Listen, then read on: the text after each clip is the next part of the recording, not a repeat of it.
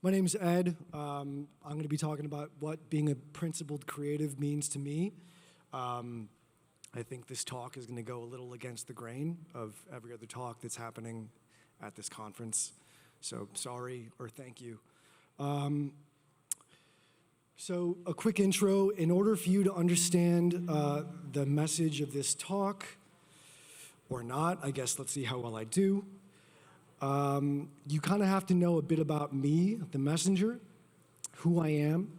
And if you're internally rolling your eyes right now, believe me, I'm internally rolling my eyes harder. This is going to be a wide-ranging and sometimes rambling exploration of my personal experiences as a creative director and storyteller, and how I accrued the principles that I uphold and what it means to me to create under those principles. Also, it has to be said, I've never done this before, not this talk specifically, any talk. So if you've been thinking about getting lunch, now's the time. Okay, I'm also not a graphic designer, so this is not going to be the most gorgeous presentation you've seen this week. Okay, let's get on with it. What it means to be a principled creative to me. Hi, that's me. And my dog. I've been a creative director for 10 years. For the first 4 years, I didn't know I was doing the work of a creative director, nor was I being paid for it. I'm from Chicago, USA. I grew up in a lot of neighborhoods within a lot of different socioeconomic brackets. I personally think that was important and afforded me a lot of different experiences at a young age, which inevitably informed the principles that I'll talk about down the line. For the past 6 years, I was the creative director at Nexus Studios in the Los Angeles office. This is just a screenshot of Nexus' website. You should go. There's a lot of great work there. This is a bunch of really awesome, eye-catching, beautiful, noise-making work that Nexus has done. A ton of stuff, storytelling in every dimension. I'm going to get into Nexus later. This is a bunch of really fantastic directorial talent, especially in the animation world. But again, I'm not going to talk much about them just yet. These are a bunch of brands that we've worked with. This is all the different stuff that we've done, and more. Tons of gorgeous, beautiful, eye-catching things like ABBA Voyage. We recently did some work in the Sphere. I'm going through slides quickly. Live action, mocap, puppetry, real-time stuff like that. Giant AR live concerts in Times Square with gorillas. Headspace XR, which is this shared multiverse of therapeutic experiences that you can do on Quest. All amazing things, and a lot of this work is going to ladder up to some of the principles that I'm going to talk about. I'm no longer the LA-based creative director, but we're still very good friends, and we work together quite often still. I'm going to start with an anecdote. So when I left as a staff member a few months ago, there was one of those nice email threads where everyone says great things about you and the work that we did together. And one thing stood out. Chris O'Reilly, the co-founder of Nexus and chief creative officer, this guy, he's a man I respect a lot. He went out of his way in the email thread to say that I was a very principled creative director. And at first, I kind of chuckled. I wasn't really sure what that meant. I didn't know I had principles. I didn't know what principles were. It made me think twice about sort of all the work that I've done at Nexus and what I did to earn that descriptor. The definition quickly is a fundamental truth or proposition that serves as the foundation for a system of belief or behavior for a chain of reasoning. So here's the point I'm going to get to eventually. I'm just going to start with that point now. Principles come from two places, lived experience and the stories that we tell. I'm going to work my way all the way around there. So to save time, when I go back in time, I'm going to start the clock 12 years ago when I moved to LA. I first got an internship at Smuggler. If you don't know Smuggler, it's where you go to spend the most money on a commercial. It's also where like heavy hitters like Barry Jenkins and Catherine Bigelow are repped. It's just like the place. That's just a screenshot of their website. I was an intern for 3 months. Pay your interns. I luckily got a job at Nexus as an assistant to a director named Guy Shelmerdine, that guy, because his current assistant was leaving right when my internship ended. Even though I was the worst intern they ever saw, I luckily got to squeeze into his job. And I only tell this bit of the story because I was able to float through LA because of the privilege of having my parents pay for my rent for 3 months. And that is a privilege not everyone gets. And so that's something that I held with me for a long time after those 3 months. And it's really the reason I got that job, and that job's the reason I got the next job, and so on and so forth. So paying interns is important. I was an assistant for 3 years with Guy, and the last thing I did with him was co-write Catatonic. It's a VR experience. It's kind of like one of the first VR experiences, 3DOF video VR. It was a horror experience. I helped build that wheelchair. It was very annoying. That sort of catapulted me into the world of VR. At the same time, within Smuggler, there was a nascent VR company sprouting called Verse. It was later called Here Be Dragons and later called Within. Chris Milk couldn't make up his mind. There really isn't a website for Verse anymore, but here's Within's YouTube page. It's just staying up for like historical purposes. Samantha Storr grabbed me from Smuggler and brought me over to Verse because she needed a warm body who could string a sentence together. And that kind of started me on that journey. And it was at Verse that my education in principles deepened. So while at Verse, some of the first projects I worked on were in partnership with the UN. And this is when the UN was utilizing VR as an empathy machine, transporting the UN's voting members into faraway locales where their votes and resolutions actually made impact. This is the days of early video VR, 3DOF. I'm sure a lot of people in these rooms know about that period of time. These were wildly successful early VR use cases that really actually made a critical impact in the UN with regard to resolutions and voting and what they trained their sites on. Clouds Over Cedra, Waves of Grace, My Mother's Wing, these are just some of the experiences that I was lucky enough to work on. And it was people like Guy Shelmerdine and Samantha Storr and others that led me into this future of storytelling and really embedded the concept of innovation as a principle that would guide the rest of my career.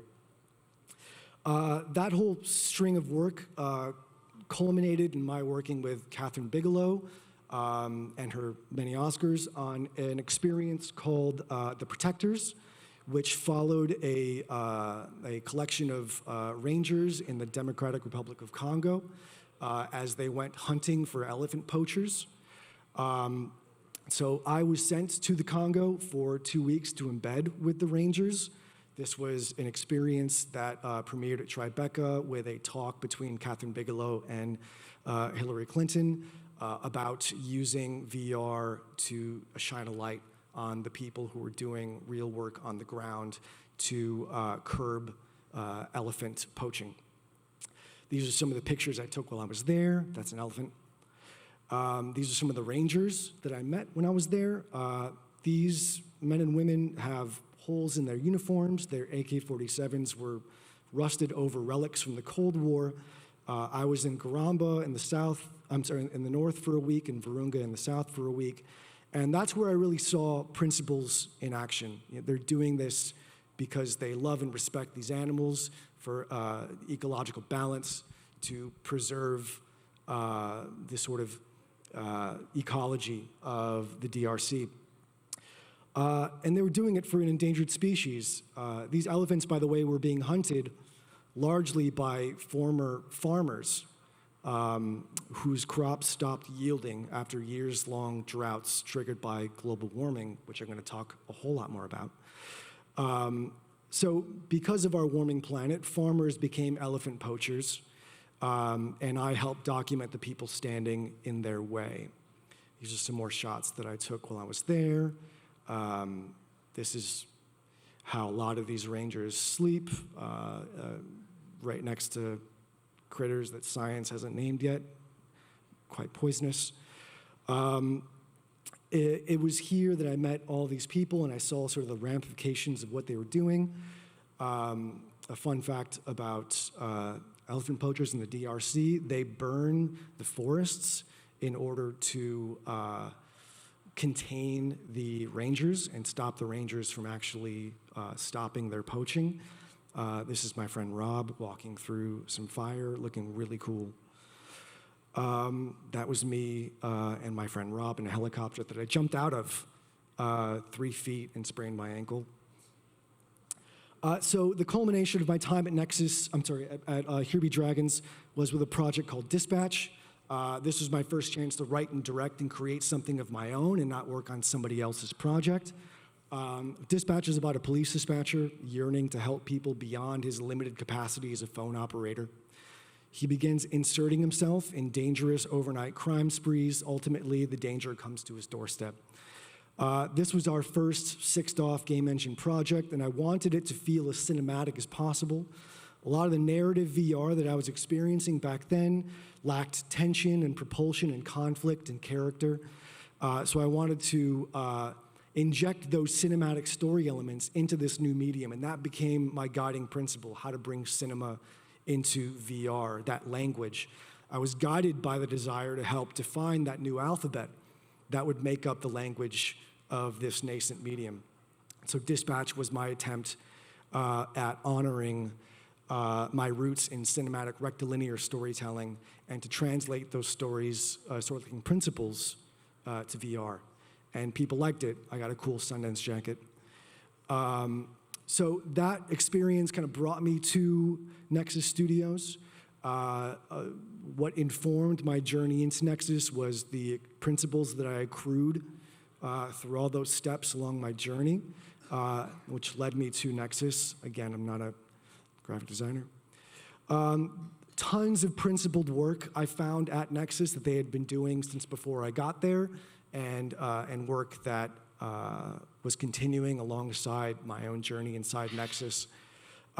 This is a really fantastic educational app. It's a side-scroller game called Right Runner. I was partnered with UNICEF to help teach children about human rights the world over. It's also really fun. Nexus teamed up with Google and former US Treasurer Rosie Rios to launch Notable Women. This is many years back. A project that highlights 100 American women who've shaped US history, leveraging augmented reality, back when this was sort of more of a niche. This is a fantastic project. It's a mixed media documentary directed by director Patrick Osborne. During COVID-19, he traveled to a school and helped kids erect a virtual digital play where they couldn't have played together in person. He had them puppeteer 3D animated characters and create a narrative story out of that. It was a fantastic and artful blending together of storytelling and craft with facial tracking technology, real-time character puppetry, and a whole bevy of underpinning technologies that really felt like the best possible use case of those within that context. So these are some examples of the principled work that I was perceiving going into Nexus and alongside my journey.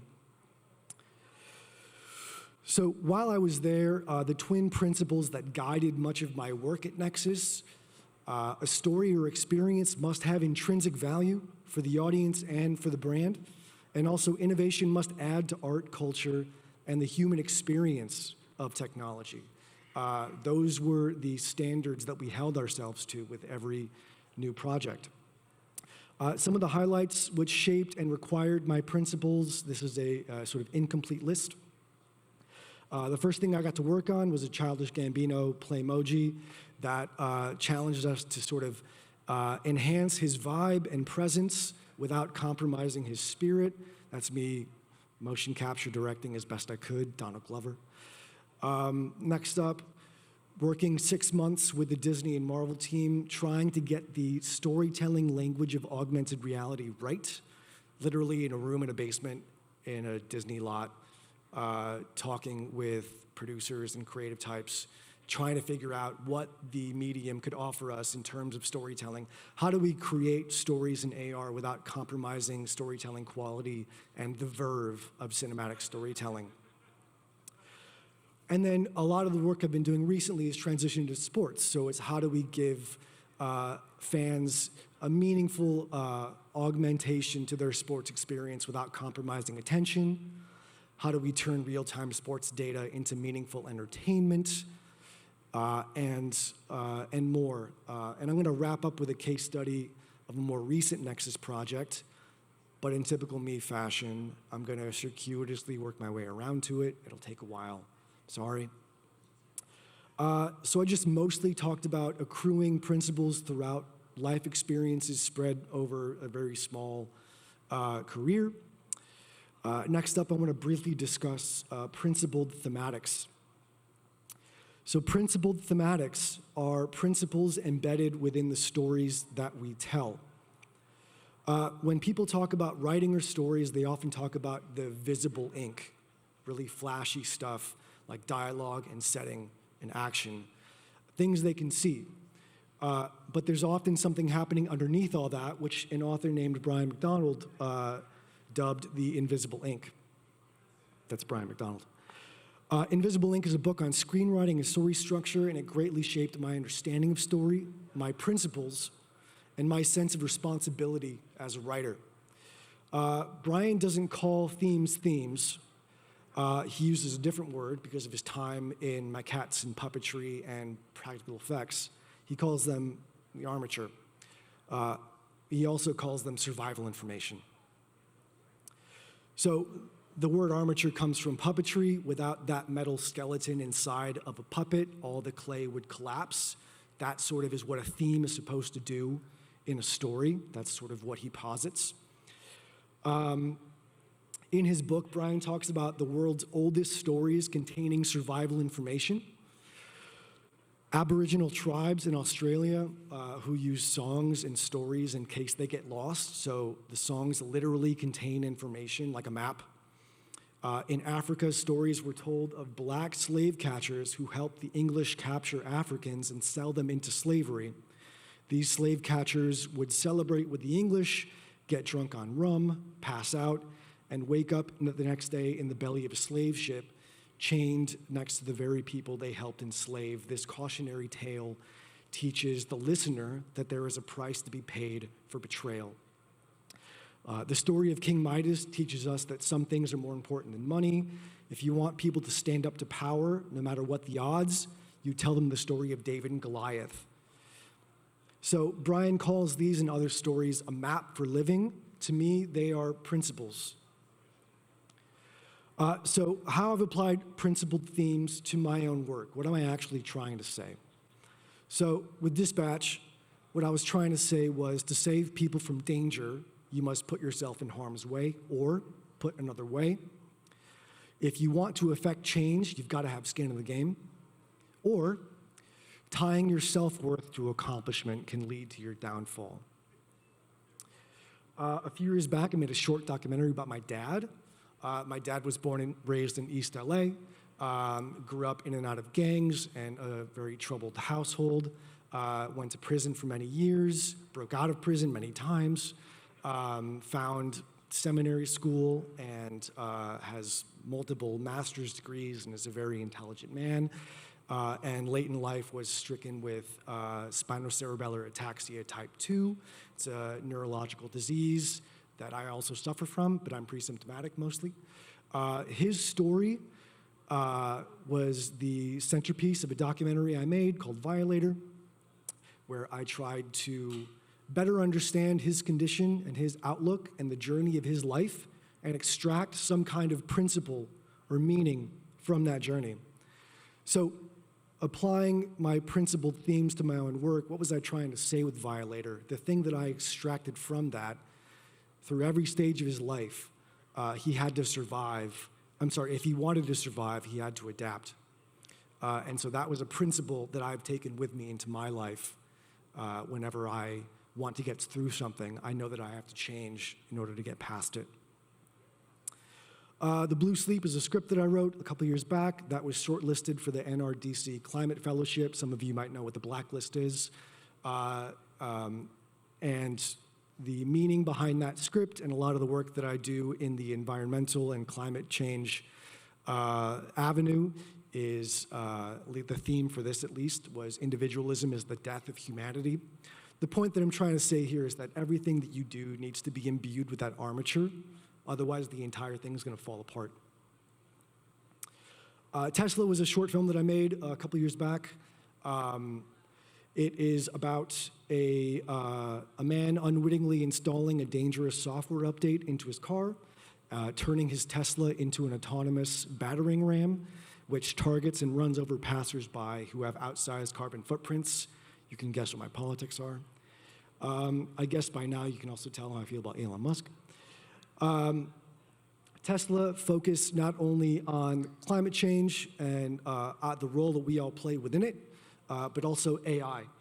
It sat at the intersection of those themes, both of which I'm going to get to a lot more in a second. What I was trying to tell with Tesla is if you want to take out the trash, you're going to get dirty, or put another way, progress demands sacrifice. And that is a principle that I take with me in everything that I do. And the hope is by watching these films and creating these films and having a dialogue with audiences, they are also extracting some kind of principle from this work. Or maybe they're not that good. So in each of these stories, I'm trying to convey a truth. These truths are derived from my principles as a person, but they also shape me. And I hope they also shape and inform the audience.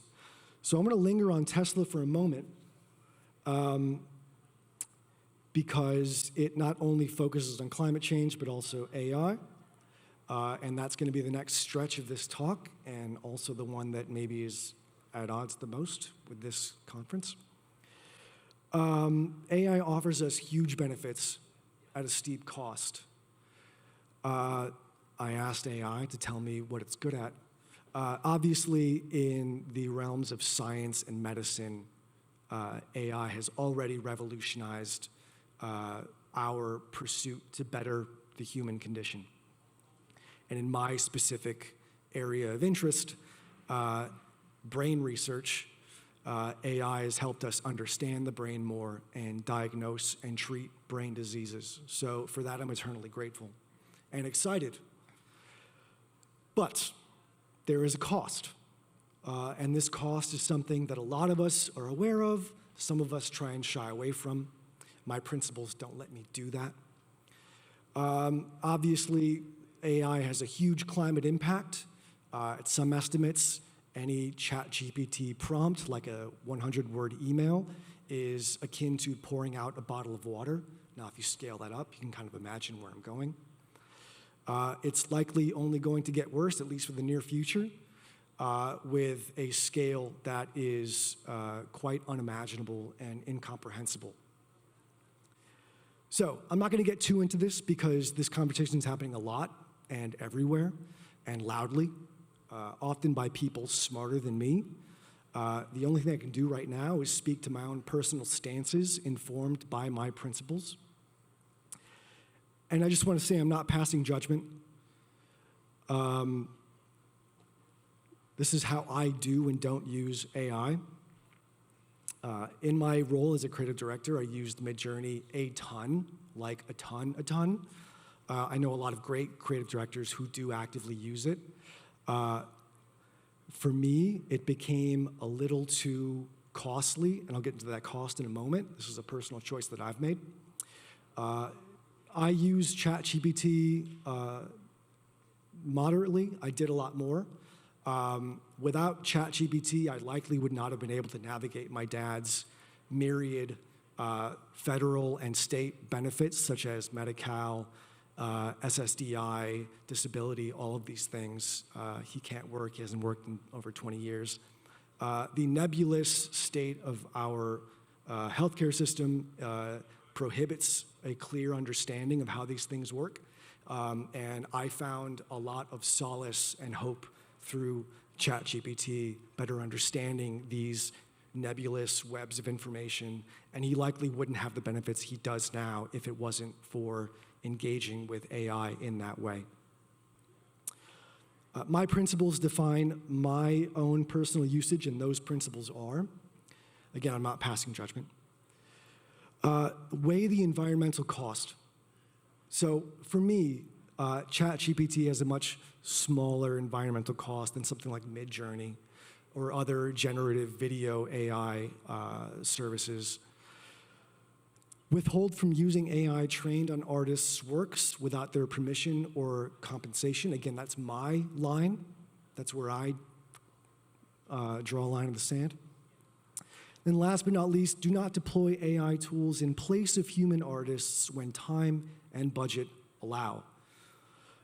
So that last one is especially interesting because sometimes you're on a pitch and you have to crank some things out and you're behind the eight ball and you need imagery or concepting stat and you don't have the resources to mount a massive pitch, especially when pitches are severely underpaid or not paid at all in the kind of immersive worlds with brands. I found that AI usage can swing upwards in those cases, specifically when there isn't budget or time for other human roles. Now, everyone always says, I'm the only one person, what can I do? But everyone always says that. So if everyone sort of starts to draw lines in the sand where they feel comfortable with their usage, we might make some serious progress. A practical step that I take is consider my AI usage within my overall carbon diet. So I'm lucky enough to have an electric car, I compost, I do other things in my life to mitigate my AI usage, understanding that it is adding to my carbon footprint. So consider your carbon footprint as a whole and consider your diet and how you expend that carbon footprint. Okay, so this is where I'd like to pivot back to Nexus. I'm going to find my place.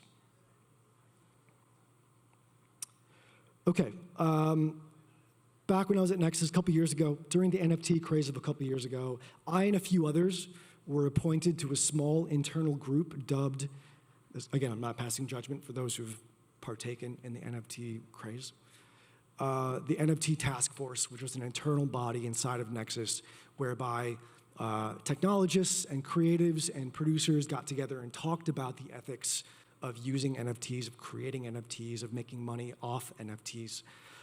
And I was really heartened that after our advisement that Nexus not get into that craze, even though there was plenty of money on the table at the time, the powers that be at Nexus elected to not get into that craze.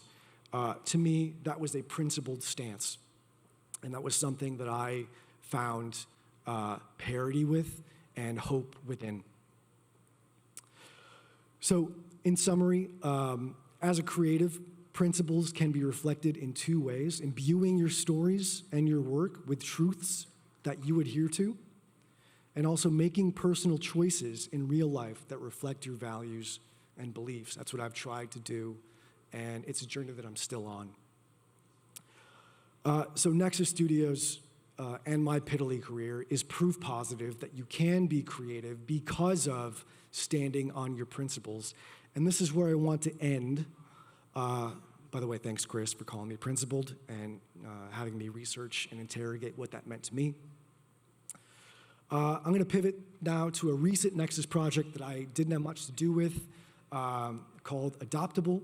I was on this project at the very, very, very start in the early concepting phase, and then fell off to do other stuff while a really fantastic team carried this torch forward.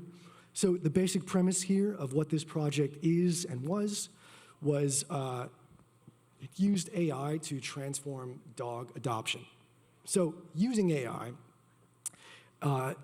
the campaign scaled the reach and messaging via billboard and other video advertising all over the world in major cities to show dogs actually in a shelter near you, anywhere you are, everywhere.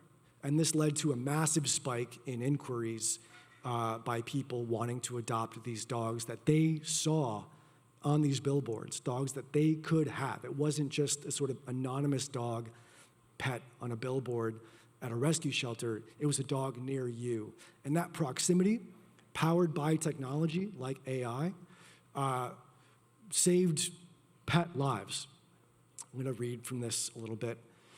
So Nexus teamed up with Colenso BBDO to create Adoptable. It's an ambitious campaign for pedigree. It featured locally adoptable dogs in all of Pedigree's commercials, turning every Pedigree advert into an advert for an actual shelter dog.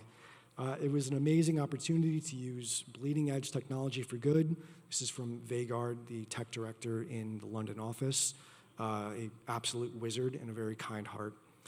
There simply is no way that this experience could have been done at this scale without AI, and I can testify to that. The actual underpinning of the experience, the undergirding, would not have been possible without AI. And so what I find with this project is that if you can't do it without AI, and it is not sublimating or taking anyone's job, it's adding to a team's power, adding to their reach, then I find it to be a really compelling and ethical and principled use case of AI. And that's something that I've consistently found within Nexus's values. It's something that I admire about how they operate.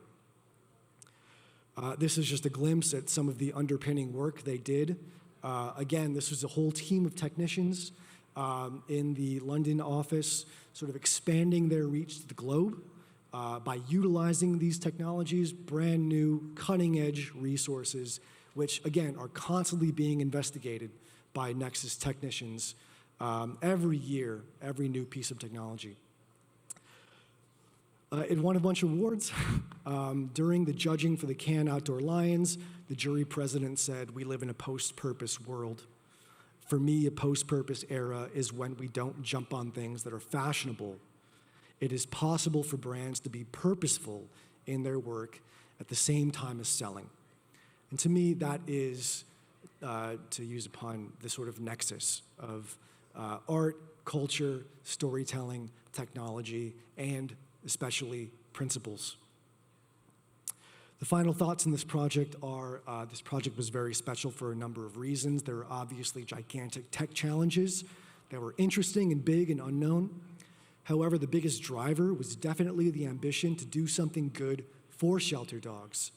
And this is, again, Vegard speaking. I can say everyone on the team put a lot of extra effort to making this nearly impossible thing possible.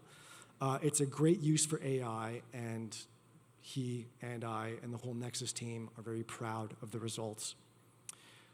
So that project, to me, passes principled muster. And that's my presentation.